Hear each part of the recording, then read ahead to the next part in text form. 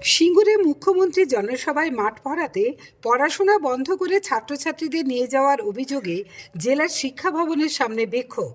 গতকাল হুগলির সিঙ্গুরে মুখ্যমন্ত্রী মমতা বন্দ্যোপাধ্যায়ের জনসভায় বিদ্যালয়ের পড়ুয়াদের নাকি ভুল বুঝিয়ে পঠন পাঠন বন্ধ করে সবাই নিয়ে যাওয়ার ঘটনার প্রতিবাদ জানিয়ে আজ চুঁচুড়ায় পিপলপাতি মোড়ের কাছে শিক্ষা ভবনের সামনে বিক্ষোভ দেখালেন হুগলি জেলার বিজেপির নেতা এবং কর্মীরা। ঘটনাস্থলে চুঁচুড়া থানার বিশাল পুলিশ বাহিনী উপস্থিত হয়ে অবস্থা সামাল দেন। হুগলির চুঁচুড়া থেকে প্রবীর বসুর রিপোর্ট, আরামবাগ টাইমস।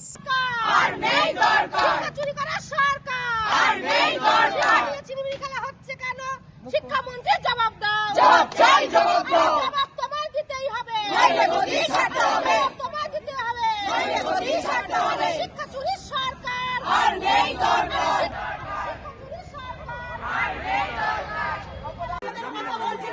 হাসা হাসা হাসা হাসা WWF নামছে মাঠে। হ্যাঁ হ্যাঁ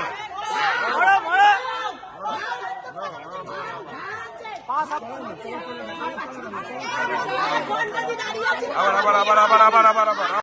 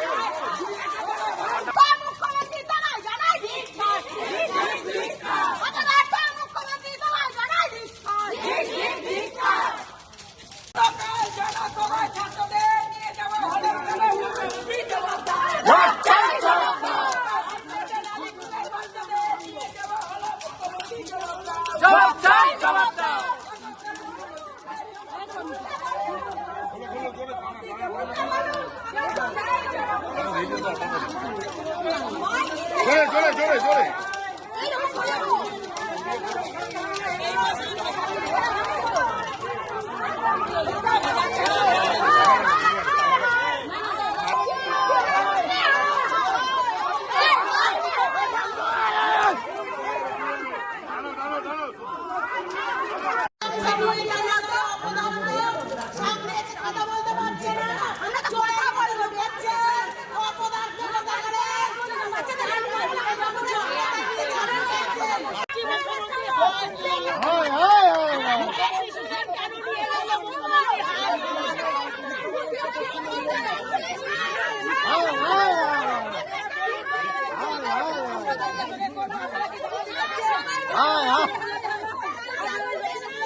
হায় হায় হায় হায়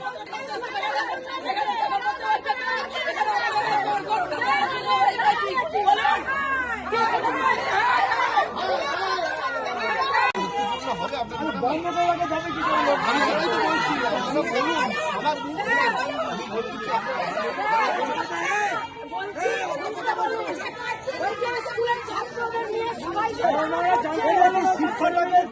আমার যাবেন ভিতরে, আমি শিক্ষাটাকে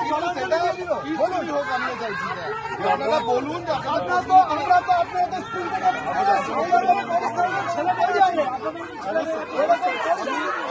ছেলে পশ্চিমবঙ্গে তৈরি হয়নি। শিক্ষা ব্যবস্থাটাকে এমন জায়গায় নিয়ে গেছে এই সরকার, বিশেষ করে শিক্ষামন্ত্রী প্লাস তার কথা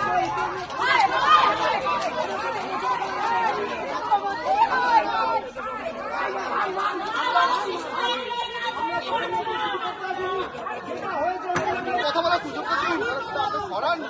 আমাদের তো লজ্জা লাগে যে এখন আমার শিক্ষিত